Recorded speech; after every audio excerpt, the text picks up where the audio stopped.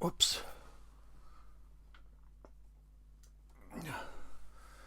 We return to the series of videos that are going to consist of appraisals of records that were on my shelf downstairs under the letter G, with some examples of related artists to the band Genesis, not beginning with G.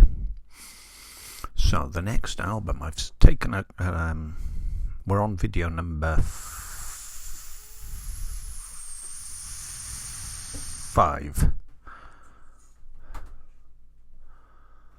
Yes, we've done Michael Rutherford, we've done Tony Banks, we've done Anthony Phillips, and we've done one Genesis album. So the next album, just randomly chosen from the pile of records on the floor. I've actually seen it, so I don't have to pretend that I'm reaching behind me. Now, when I was a young lad, and this came out in 81, I had a different cover. I quite like this one. I like the pastel yellow, the pastel pink, orangey shade, and the turquoise blue, and of course green on red doesn't go, so that makes it awkward, because this is an awkward album, and the little black scribble in the middle sums it up. There's a focus there, but it's not really a tangible focus, a coherent cognitive focus. But I love this album. We shall discuss the EP 3x3 as well, of course, because that was originally meant to be included on this as a double album, some people are surmising. Let us therefore take stock of where they were.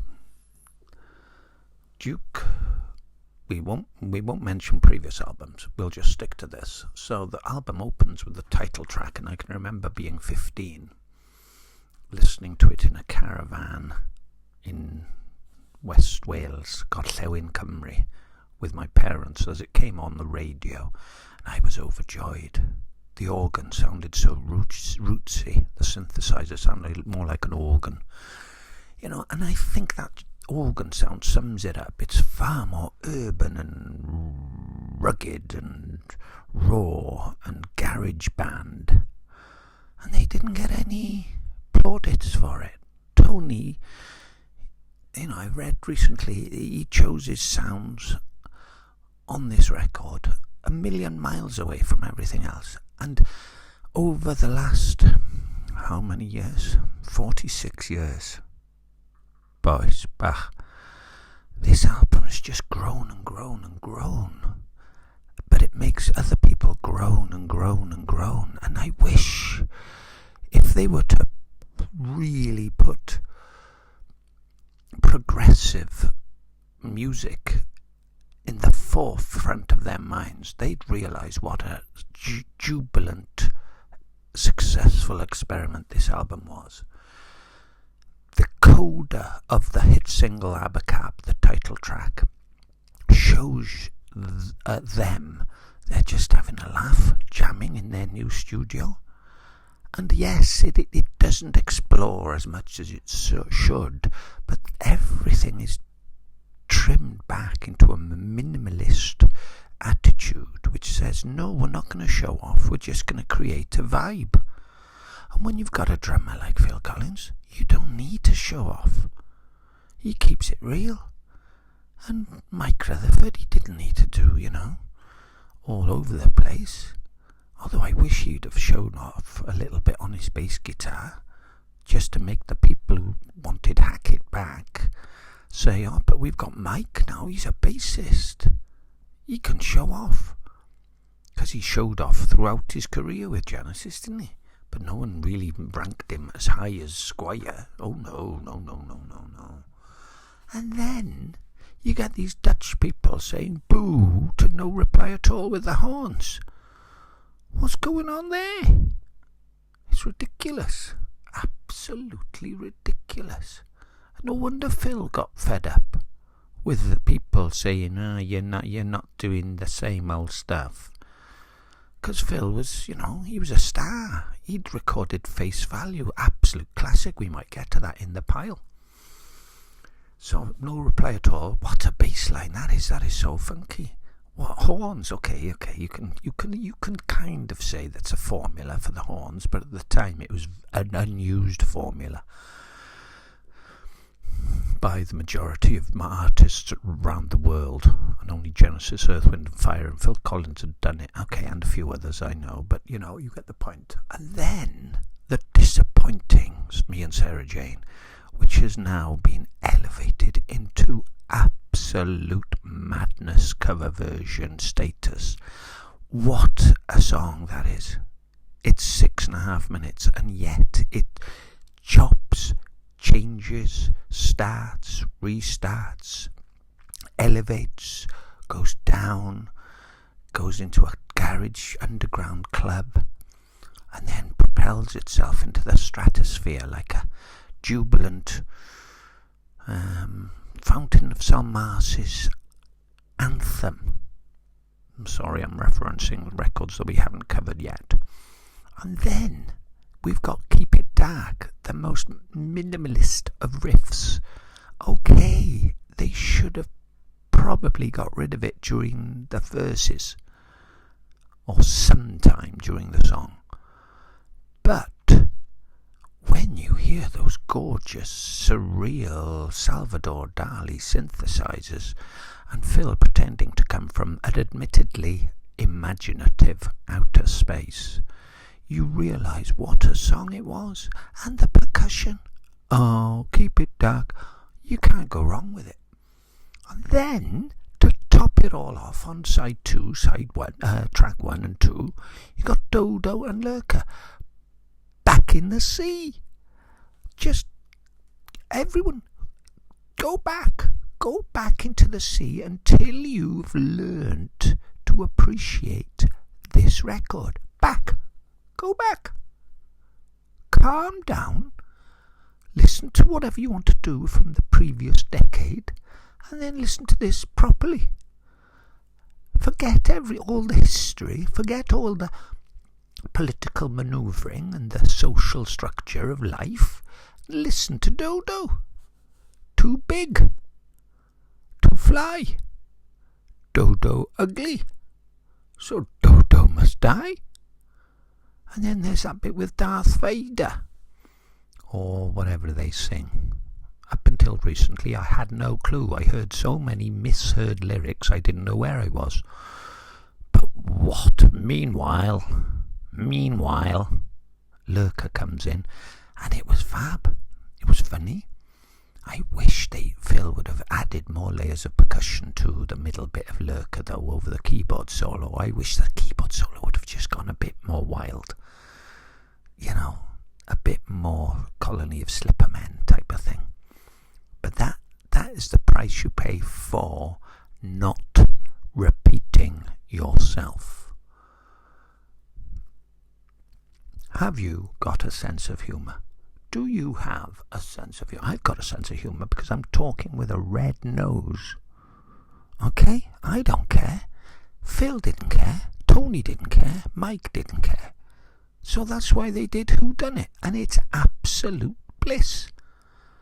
And everyone goes, oh, how dare they record such a shambolic, monotone, basic, post-punk failure. And they forget about that grand parade of lifeless packaging. They forget about the Isle of Plenty, which is, I know I'm referencing albums I haven't talked about. But you get my drift, don't you? There's so many songs on The Lamb, and you've got things like he's struggling now. Well, things on The Lamb, which are experimental. So why not experiment on this album? Man on the Corner. Where's one? Where is one? And okay, I admit I've really pushed myself to appreciate it, because it was too similar to In the Air Tonight, wasn't it? It was too similar. It was too similar. in spirit, but it's its own individual song. I love the bass in Like It or Not. I love it, and I like the drums. And it's like All in a Mouse's Night without Hackett. Okay, yeah, I grant you, okay, it could do with a bit more elevation and anthemic wall of sound, but it's still got bass pedals, and then we get to the harmonica driven, another record. It's R&B, it's cheap, dirty R&B, it's lazy, it's deliberately lazy. It's Phil saying, we don't have to be bombastic all the time. Put another record on. Shall we talk about 3x3? Shall we? Paper late. Brilliant. Time signature, irregular. Funk, excellent. Top of the Pops, brilliant. You might recall, top 15 song. It used to be top 5. I've cooled down on it. Maybe when you're older and you're thinking back, you might recall me and Virgil, prog epic. The Birds meet traffic via the band. It's just fantastic song. Submarine, the part in the Dodo Suite, which I heard on the B-side of Man on the Corner in David Jones's house, and I just fell in love with it straight away. It was so a primary example of Phil talking with the drums. If anybody mentions Pink Floyd when they're listening to Submarine, please just tell them to go back into the sea again, because it's a groove. Nick Mason didn't drum like that, does he? Well, possibly. Alright, maybe quite a bit actually, yeah. And then Nanny Namu, Nami No, B-side of Keep It Dark. Great. It's a kind of jazz fusion type of thing. I wish Phil could have done more of that in the What Gorilla type of vibe. Nami. And as Phil said in the car in the documentary, he said we could have gone even further. And that is the one negative. That as a band, they didn't just put their foot down on the accelerator and listen to Phil with his jazz fusion, Brand X vibes. Because Tony had his legs crossed and his fingers and hands crossed and wanted to play chords as opposed to singular notes. I haven't got a clue what I'm on about. I better be quiet. So, that's your reason for liking Abacab. Marvellous. Absolutely beautiful. Diolch yn fawr. Hwyl fawr. Bye bye.